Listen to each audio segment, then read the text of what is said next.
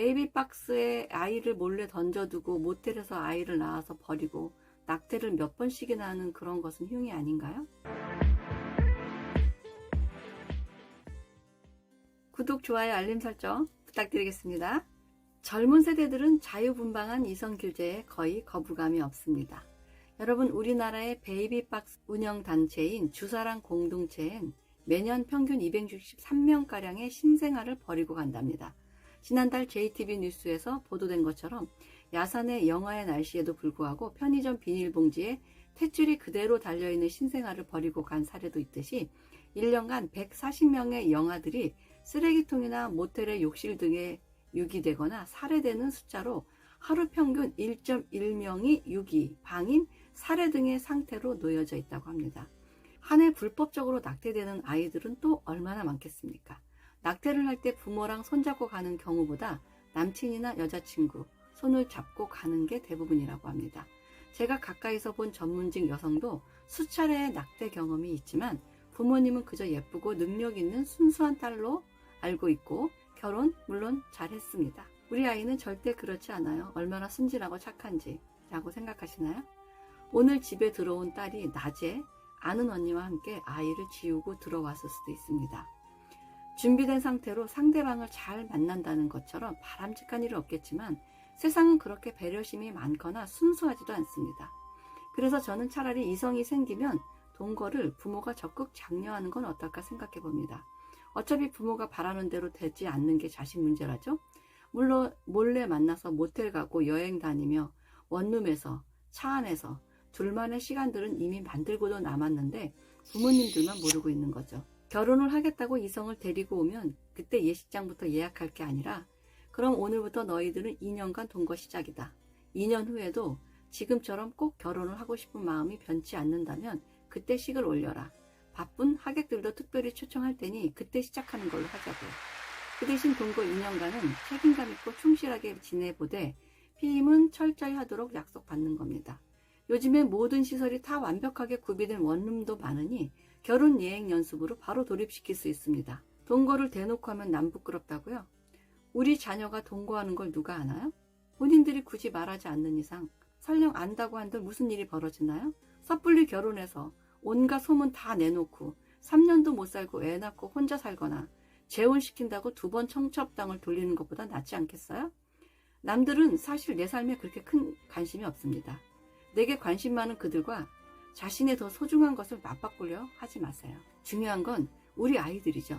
그들이 진정 사랑하고 존중할 만한 배필인지 확인하는데 2년을 투자하겠다는 겁니다. 거기에 누가 경솔하다고 하겠어요? 그걸 흉보는 사람이 있다면 그런 사람은 인맥에서 빼시면 됩니다. 결혼 전 동거는 여자인 딸내미한테는 흉이 된다고요? 그럼 베이비박스에 아이를 몰래 던져두고 모텔에서 아이를 낳아서 버리고 낙태를 몇 번씩이나 하는 그런 것은 흉이 아닌가요? 베이비박스에 놓여진 아이들이 해외로 또는 국내 가정으로 입양되고 불법 낙태로 살해당하고 강제 출산당해서 비닐봉지에 야산에 버려지고 설령 그러지 않고 낳았다 하더라도 방임, 방치, 방목, 유기, 조부모님들한테 강제 위탁되어서 길러지는 등등 정상적이지 않은 환경에 놓여지는 경우를 모두 합치면 한 해 3만 명가량의 영아와 아이들이 안타까운 상황에 내몰리는 걸 애써 외면하고 있지는 않은가요? 요즘 젊은 여성들은 이런 일들을 성형하듯 낙태 쇼핑이라고 말한답니다. 부모가 동거를 허용하는 건 양측 부모들의 용인하에 책임감 있는 교제를 하라는 뜻입니다. 대학을 가기 위해 10여 년을 준비하고 멋진 꿈을 위해 시간과 노력과 열정을 투자하듯이 결혼이라는 긴 여행을 준비하는 삶의 투자를 시켜보자는 겁니다. 동거의 부작용을 몰라서 하는 이야기가 아닙니다. 사전 동거를 해서 발생할 리스크보다 섣불리 결혼에 돌입해서 발생하는 데미지가 훨씬 더 클 수 있다는 거죠. 미리 살아보면 실직나면 어쩌죠? 제도에 구속이 있어야 책임감 있는 사람이 되지 않을까요? 네. 2년 먼저 살아서 실직날 사람이 어떻게 우리 자식과 70년을 같이 살겠어요? 구속의 테두리가 있어야 책임감이 생기는 상대라면 그런 사위는 빨리 걸러낼 수 있는 게 오히려 다행일 겁니다. 2019년부터 2021년 3년간 우리나라 통계청 KOSIS의 혼인과 이혼율을 조사해 봤습니다. 매년 약 20만 쌍의 결혼과 매년 10만 쌍의 이혼 커플이 있습니다. 아래의 표는 이혼하는 10만 쌍의 결혼 지속기간은 4년 이내가 19,000, 5년에서 9년 사이가 17,000쌍으로 36에서 40%, 즉 9년 이내에 결혼하는 10쌍 중 4명이 갈라선다는 겁니다. 자녀가 최소 7에서 8살 정도 되겠네요. 외도나 폭력, 기타 등등의 사유로 이혼과 다를 바 없는 어름 커플까지 예상해 본다면 우리나라의 결손 가정은 이거보다 훨씬 많을 거라 생각합니다.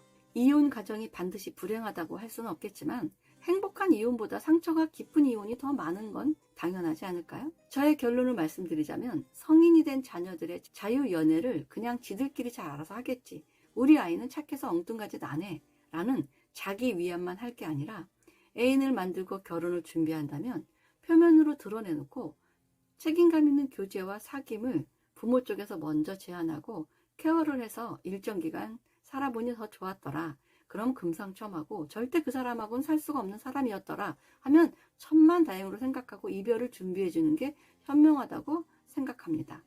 잘 만나고 잘 헤어지는 것, 한 해 데이트 폭력으로 얼마나 많은 여성들이 죽어나가고 매맞고 성적 학대를 당하는지 부모가 개입해서 건전하고 책임감 있는 어른이 되도록 도와주고 현명한 피임법도 알려주는 것, 그것이 부모의 역할이라고 저는 생각합니다. 물론 제 생각과 많이 다른 분도 있겠지만 한 해에 버려지는 그 모든 아이들은 다른 사람들이 버린 아이들이 아닙니다.